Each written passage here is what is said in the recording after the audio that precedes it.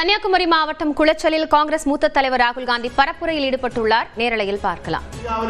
ஒவ்வொரு மாநிலமும் believe that every state of India should have its own voice, should have its own representation, and the people of each state should run the state.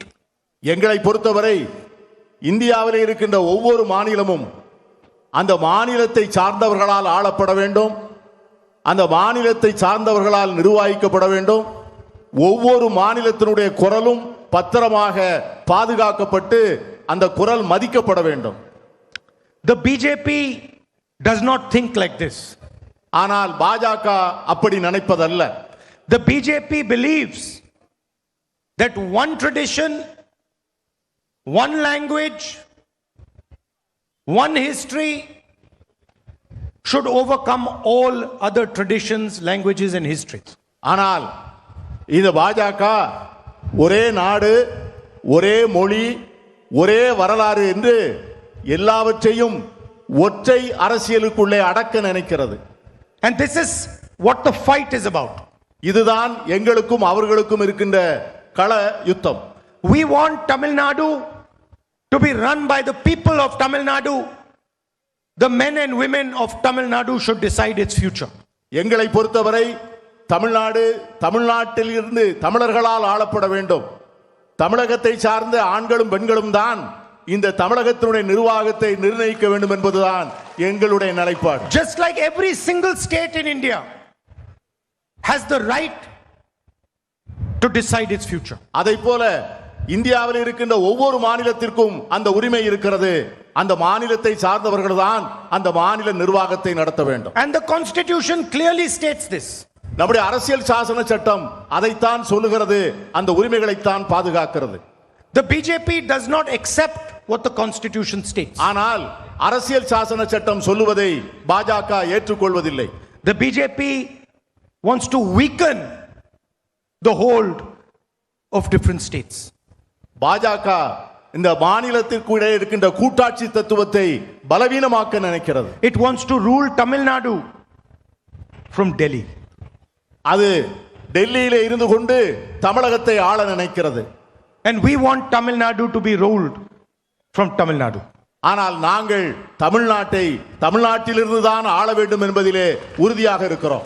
Look at what they have done to Manipur. மணிப்பூரில் அவர்கள் என்ன செய்தார்கள் என்று பாருங்கள். A peaceful state.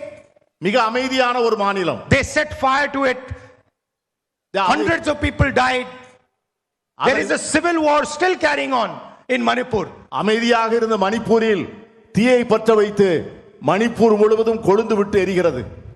ஆயிரக்கணக்கான மக்கள் இறந்து போனார்கள். சமூக அமைதி இழந்து அந்த மணிப்பூர் மாநிலம் இன்று சின்னாபின்னமாக காட்சியளிக்கிறது என்று சொன்னால் அதற்கு பாஜக தான் காரணம். Wherever they can, they try to capture power and run the state from Delhi. எங்கெல்லாம் வாய்ப்பு இருக்கிறதோ அங்கெல்லாம் அதிகாரத்தை கைப்பற்றி கொண்டு பிறகு டெல்லியிலிருந்து அந்த பகுதியை ஆள நினைக்கிறார்கள். Now they do not have the courage to say this to the people of Tamil Nadu directly. ஆனால் இதை தமிழ் மக்களிடம் நேரடியாக சொல்வதற்கு அவர்களுக்கு தைரியம் இல்லை. So what have they done? They have captured one of the glorious political parties of Tamil Nadu. அதற்காக அவர்கள் என்ன செய்தார்கள் என்று சொன்னால் ஒரு பெரிய வரலாற்றை உடைய ஒரு இயக்கத்தை அவர்கள் இப்பொழுது கைவசப்படுத்தி இருக்கிறார்கள். The AIDMK played a historic role in Tamil Nadu's progress. அனைத்து இந்திய அண்ணா திராவிட முன்னேற்ற கழகம் தமிழ்நாட்டினுடைய வளர்ச்சியிலே ஒரு மிகப்பெரிய பங்காற்றி இருக்கிறது என்பதை நான் மறுக்கவில்லை. There were leaders in the AIDMK who truly represented the people of Tamil Nadu. அனைத்து இந்திய அண்ணா திராவிட முன்னேற்ற கழகத்திலே தமிழகத்தை உண்மையாகவே பிரதிபலித்த தலைவர்கள் இருந்தார்கள் ஒரு காலத்தில். But today the AIDMK is a hollow shell. ஆனால் இன்று இருக்கின்ற அண்ணா திராவிட முன்னேற்ற கழகம் என்பது ஒரு வெற்று கூடாக மாறி போயிருக்கிறது. It has now become the instrument of the BJP to enter Tamil Nadu. தற்போது அதிமுக பிஜேபி தமிழகத்துக்கு நுழைவதற்கான கருவியாக மாறி போயிருக்கிறது. The leadership of the AIDMK has surrendered to the BJP because of their corruption. Anna Dravida Munnetra கழகத்தினுடைய இன்றைய தலைவர்கள் ஊழலில் திளைத்த காரணத்தினால் இன்று மோடி அரசிடம் முழுமையாக சரணாகதி அடைந்திருக்கிறார்கள். And the RSS is planning, is trying to rule Tamil Nadu by proxy. RSS இயக்கம் தமிழகத்தை பெனாமிகளை வைத்து ஆட்சி செய்வதற்கான முயற்சிகளை மேற்கொண்டிருக்கிறது. The same way Donald Trump controls the Prime Minister of India, the Prime Minister of India wants to control Tamil Nadu through the AIDMK. அமெரிக்க குடியரசுத் தலைவர் Donald Trump எப்படி மோடியை கைவசப்படுத்தி ஆட்டுவிக்கிறாரோ அதை போல மோடி தமிழகத்திலே இருக்கின்ற எடப்பாடியை கைவசப்படுத்தி அவரை ஆட்டுவிக்க நினைக்கிறார். And the DMK and the Congress party and our alliance are defending Tamil language, Tamil culture, Tamil history from the RSS. ஆனால் நாங்கள் கூட்டணி வைத்திருக்கின்ற திராவிட முன்னேற்ற கழகமாக இருந்தாலும் சரி, எங்கள் கூட்டணியில் இருக்கிற மற்ற கட்சிகளாக இருந்தாலும் சரி, நாங்கள் தமிழ் மொழியை பாதுகாப்பதிலே உறுதியாக இருக்கிறோம், தமிழ் கலாச்சாரத்தை போற்றுவதிலே உறுதியாக இருக்கிறோம், தமிழ் பண்பாட்டை சிதறாமல் கவனிப்பதிலே நாங்கள் மிகவும் உறுதியாக இருக்கிறோம். The RSS hates the idea, hates the Dravidian idea.